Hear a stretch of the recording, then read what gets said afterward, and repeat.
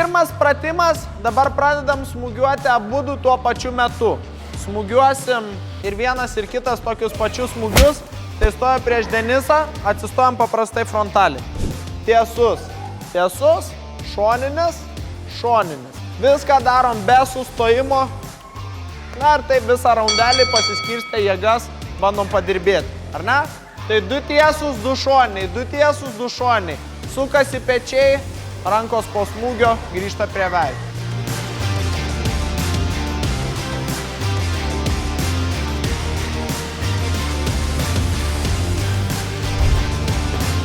Viens, du.